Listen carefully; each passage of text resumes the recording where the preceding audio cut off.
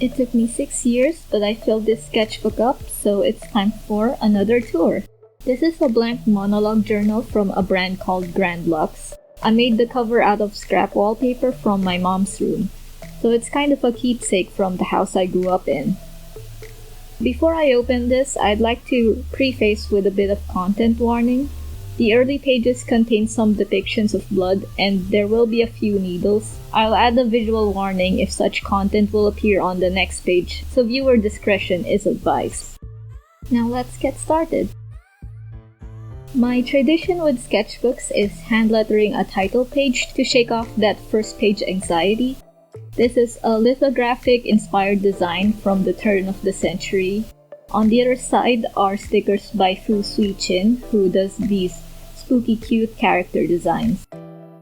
As the first illustration, I drew something easy and familiar, which were these super minimal plague doctors. The paper here is warped by my watercolors because this is obviously not meant to hold wet media. I explored these minimal plague doctor designs to figure out mask shapes and how their heads would look at different angles. Then the next page explores fluid body poses that make them look light and airy with delicate little doctor hands. These panels play with their shape languages, how the black of their cloaks blend into each other, but individually they're towering and needle-like. Under this heart posted is a plague victim in a state of undress. More hearty post-its. Under these are characters from the game Binding of Isaac. It's a conceptually disturbing game about an abused kid. I have Isaac himself here at the bottom and Azazel up here. Meanwhile, this girl on the corner isn't from the game, but she's an aspiring heart surgeon. This is the school teacher from Over the Garden Wall. I drew these as prep sketches for a fanzine which was organized years ago by my friend. And Over the Garden Wall again. Back to my Plaguecore world. I figured the doctors would be fighting off these rats that wield necromancy. With all the organic materials in the city, they could turn into a giant flesh monster to overpower the doctors. Then my visual library for the story reached its limit here. I tried designing a clockwork plague doctor, but I had no idea how to assemble one. This was stuck as a sketch for 2 years. 2015 threw my life off the rails for bad and for good. It took me 2 years to finally ink this, and overall, there was more emotion than concept driving this page. An anatomical heart as a surreal floating environment. Flat houses which I can reorganize later into a townscape. Visual library of steampunk details. With these 2 pages, I developed a pattern to help me fill the sketchbook up. I'd take a few pages to build a visual library first before drawing smaller design elements. Then I'd lay them out onto something original like these panels or this isolated house. I realize I've been avoiding perspective, so drawing an alleyway challenged me to use perspective. But I regressed back to something flat on the next page. I had a camera movement in mind for this, where the camera moves from top to bottom. Aside from perspective, the tone needs fixing as well, but that's something I can explore digitally later. Suddenly, saturated colors. I wanted to conceptualize a farming game that focuses on magic. This is a crude character creator screen for a gender-fluid character named Confirm Character. Another paper prototype for the inventory screen. This is the house for the magic farm. I'm not sure about the layout yet, so I made these building blocks to make it modular. Here's the house rendered in colored pencils to look like it came out of a children's book. I wanted to draw more tiny dioramas. I have thumbnails on this side. Then I chose 3 to develop, following my format of smaller elements, then composition. The final art is in another sketchbook, but I'll put them up on screen as I go.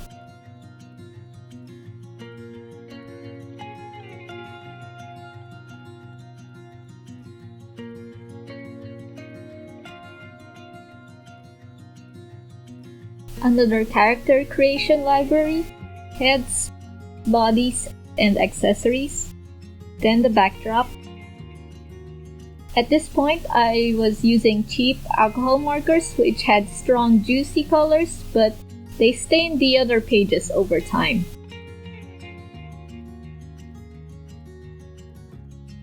I tried drawing some nature scenes to experiment with the markers further, but the nibs were too fat to draw delicate details with, so I gave up on this page. Inktober 2019 starts here. I drew 2 days on a page so they won't take over the sketchbook. My theme was random cottagecore props, and I developed a style for the cheap markers that uses a brush pen for finer details and textures.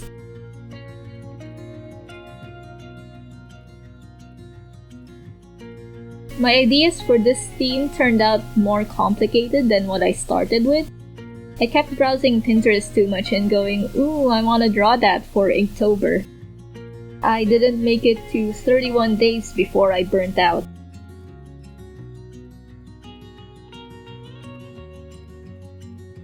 Succulents for a digital illustration. I didn't like how the digital turned out, but at least this page is neat. I drew these desert moments in a previous video, so I'll link to that if you want my elaborate thoughts on them.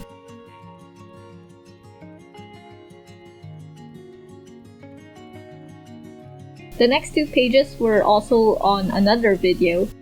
I used this page as inspiration for a Sims 2 build. Then after building the church, I found more moments to draw back here. Cemetery Angels. Mike Minola is an obvious inspiration for my gothic style. He has a tutorial about his style floating around online. It gave me some ideas for texturing and shading with a brush pen.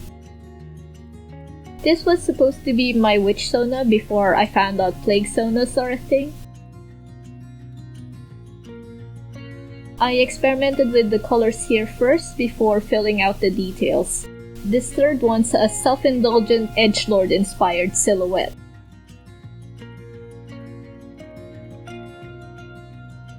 Took a break from heavy details to draw simple crows.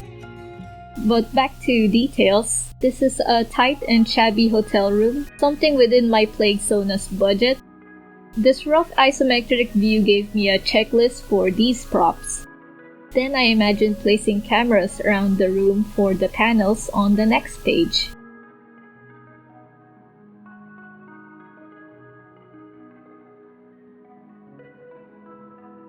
I gave up on coloring this bathroom because it's just a bunch of grays anyway.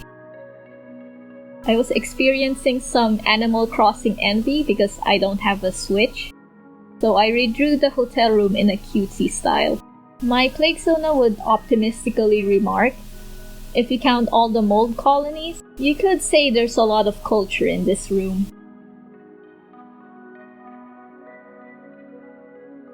Steam Train Studies with a list of parts.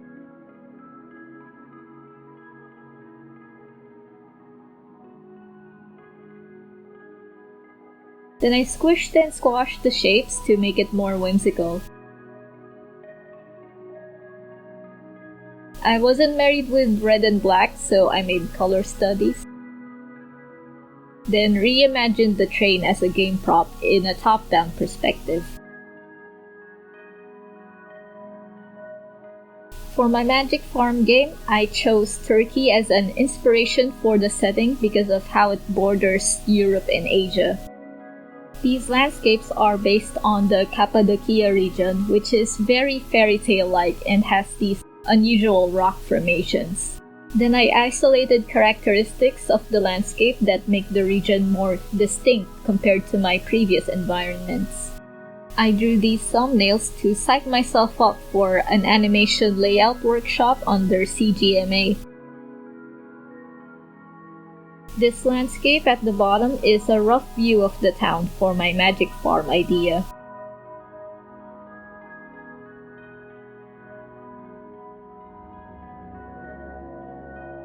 These are icons for schools of magic in the Magic Farm.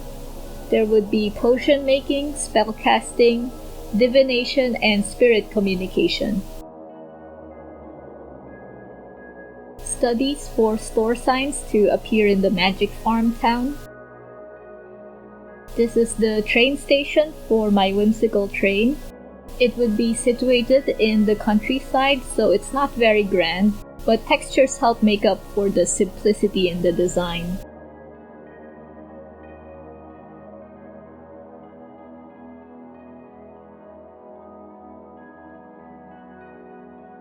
Wood textures to test out my markers mixed with my new colored brush pens.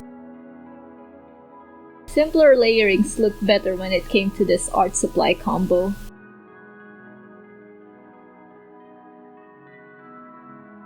These are metal gradients and other textures that I couldn't categorize. Tree doodles are great ways to play with shapes and unusual colors. With a few pages left, I was excited to finish this sketchbook, so line exercises are good filler pages. I used acrylic ink with a brush. They're a good way to promote muscle memory, especially with the medium that's permanent. This self-portrait is practically my last illustration on this sketchbook. This is the hairstyle I donned as of the day of completion. The timestamp says December 2015, but that should be 2014 actually. The rest of the pages are swatches for the supplies I use. These are my marker swatches outlined with brush pens, brush pen swatch with colored pencils, just my colored pencil swatch,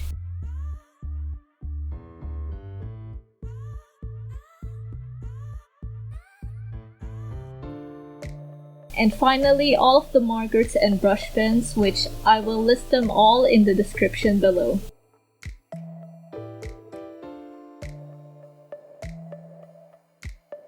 And that's it! Thank you if you made it this far. I hope that inspired you in some way. If you'd like a digital copy of this sketchbook, I have a link in the description for a PDF version up on Gumroad. The price is pay what you want, starting at $11.99, but there's also a free sample. The PDF also reveals what's under the post-its, and my commentary is added for context. My Gumroad also has free PDFs of my old sketchbooks, but please leave a tip if you want to support me, or support me by liking this video and subscribing to my channel. Bye!